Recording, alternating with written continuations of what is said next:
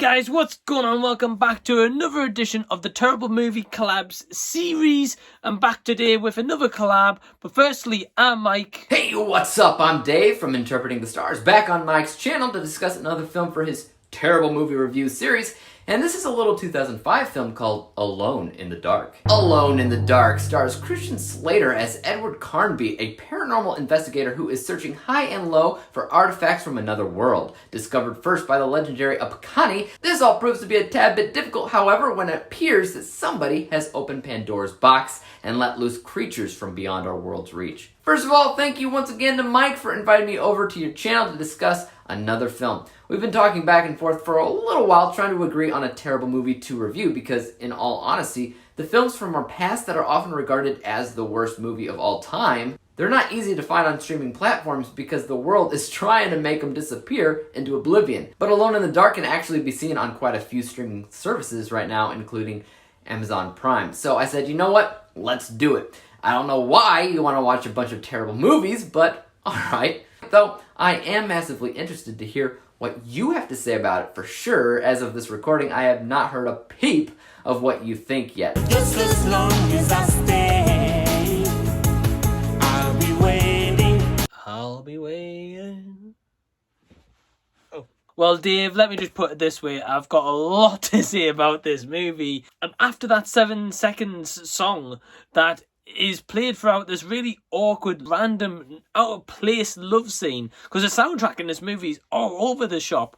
This is where, for me, the movie went downhill fast, and really, for me, the film couldn't be saved at that point. The two biggest negatives that I have comes right down to pacing and editing. And these two things alone account for a couple of things. They account for how boring and how confusing the film gets to be, which Alone in the Dark is both. This film was actually so confusing that they had to add a very long exposition-y opening crawl to the film to help explain to people what's been going on. So let's talk about the scroll for a second, because after this film was shown to previewed audience as such, they were confused by this film. And I've got to admit, I was even confused by this film, even the scroll, because when I checked out this movie, the scroll text is also narrated as well, but it's on for 1.5 minutes, and by the end of it, you're bored, you don't absorb the information, and that information, really, you could have lived without. It doesn't resolve anything. And I just thought, well, wow, this is just purely pointless. But I will admit that there were aspects here and there that I actually kind of liked. And that mostly had to do with the idea of what this film was going for, more than the actual execution of what we got. See, the film is all about a paranormal investigator who knows about the reality of our world, rooted in the supernatural. He's the only one kind of aware of its existence, which, granted, not that original. I mean, we see things like that all the time in things like Constantine or Van Helsing or whatever. It's been done before and it's been done better. But that doesn't necessarily mean that his character can't be interesting. And again, the idea of his character is indeed interesting, just not the execution. Then you have the plot revolving around a Pandora's box of sorts, which, you know what, that's pretty cool because we haven't seen a lot of those films that revolve around an actual box that contains absolute evil. So I like that idea. Then you have these people all around the world who were guinea pigs for a mad scientist years and years ago, that when this Pandora's box gets opened, something inside of them cracks, it activates, and the hard wiring in their brains forces them to just, up and leave wherever they are. Again, great idea. I love that idea, but only in concept. The plot summary that Dave mentioned, I do agree with him, so I feel like they had an understanding of a plot underlying. So actually in the past I have played a couple of Alone in the Dark games, which I have actually enjoyed. So a little bit unlike Dave, I know a little bit about the back story of this, but for me, even playing those games in the past and then watching this as an experience, was completely contrasted. One thing I found really interesting though is that they actually pitched for this film and Christian Slater to kind of be the face of an Alone in the Dark video game, which was supposed to be released at the same time of around this movie, but I think because this movie bombed, they're like, no, we're not going to have any association of that. Christian Slater isn't going to be kind of the main face of this video game that especially came out in 2008, because the movie itself is directed by Uwe Boll, and when I've checked his filmography, he's directed at least 3 of the worst movies on IMDb's worst top 250. I think anybody who watches this film can easily pick on a few other things, like the acting, which is definitely kind of off.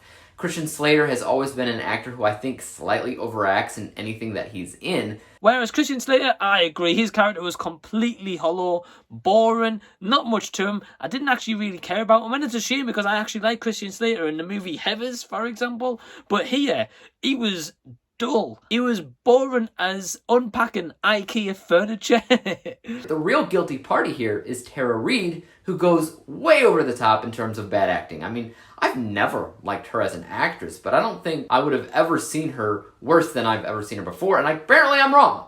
She is easily one of the worst aspects of this film. On record, Tara Reid has been slated for this movie, and even the director said that he wished he hadn't picked Tara Reid. He was actually hoping for Christian Bale and Jessica Alba, which, to be honest, they would have read the script and ran out that door. But unlike Dave, I actually didn't mind Tara Reid's performance. Yes, don't get me wrong, it isn't fantastic. But you've got to think of Tara Reid's kind of filmography. So she was in American Pie, and kind of like after American Pie, she then kind of took part in this movie. And you got to think, in essence, did this movie actually help her acting career? Because she's taken part in so many Sharknado films, and I think at certain parts where she's working in the museum at the beginning of this movie, she actually isn't too bad in her role as kind of like this assistant as such. Kind of believable. I actually didn't mind it. The visuals in this movie were not horrible.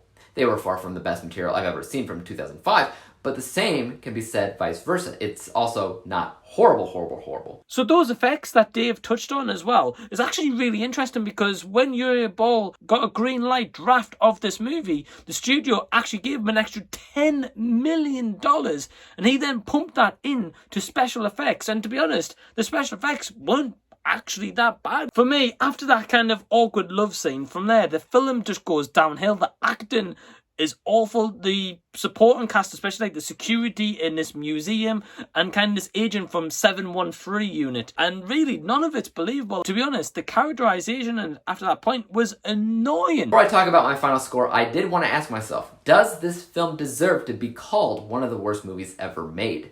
In my opinion, probably not. I mean, it's not the greatest film in the world, no, but I think for the most part, it's just insanely meh. It's pretty boring, it's confusing, but technically, it wasn't horrible in all the departments that I score.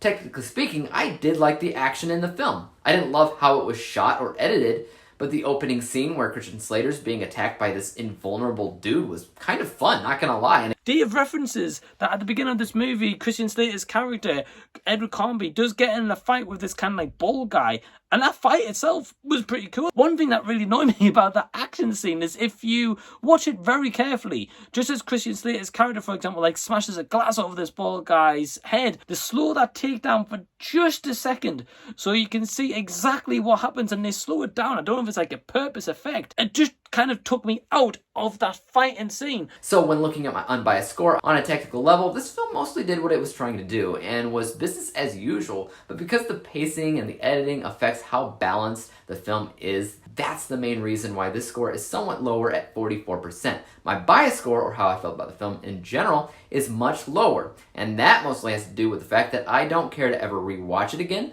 buy it, own it, recommend it, or anything. I did like the idea behind what it was going for, but that was not enough to have me consider the entire thing entertaining. My bias score is 22%, and when we average out the two scores together, we come to a final rating of 33%. 33 out of 100 possible stars, or an F letter grade. So my final score for Alone in the Dark is...